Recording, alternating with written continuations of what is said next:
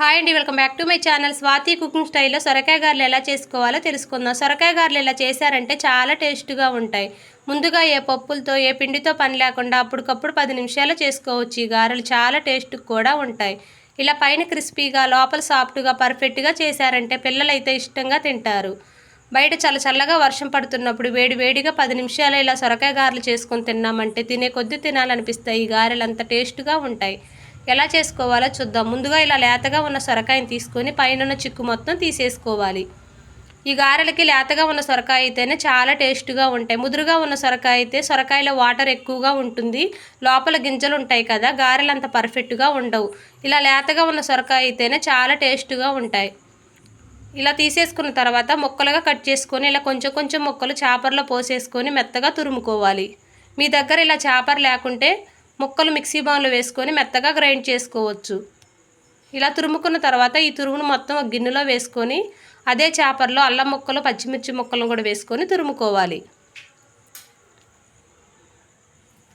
ఇలా తురుముకున్న తర్వాత ఈ సొరకాయ తురుములో ఈ అల్లం తురుమును కూడా పోసేసుకొని ఆనియన్స్ ముక్కలు కొంచెం ఎక్కువగా కట్ చేసుకోవాలి. గారెలకి ఆనియన్స్ ముక్కలు ఎక్కువగా ఉంటే చాలా టేస్ట్గా ఉంటాయి.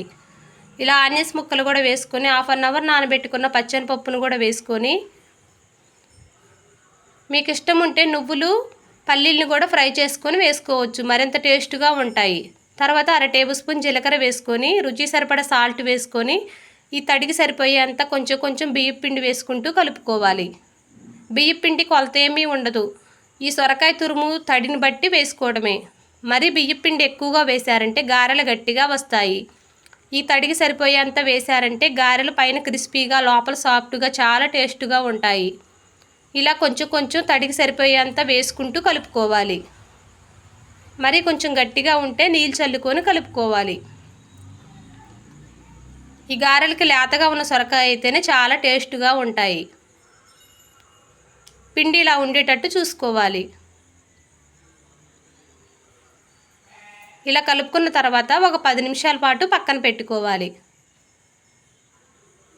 తర్వాత స్టవ్ వెలిగించి కళాయి పెట్టి తగినంత ఆయిల్ పోసుకొని ఆయిల్ బాగా వీటైపోయిన తర్వాత స్టవ్ మీడియంలో పెట్టుకోవాలి. గారెలు వేసేటప్పుడు స్టవ్ మరీ సిమ్లో పెట్టి గారెలు వేసామంటే ఈ గారెలకు ఆయిల్ పీల్చేస్తుంది.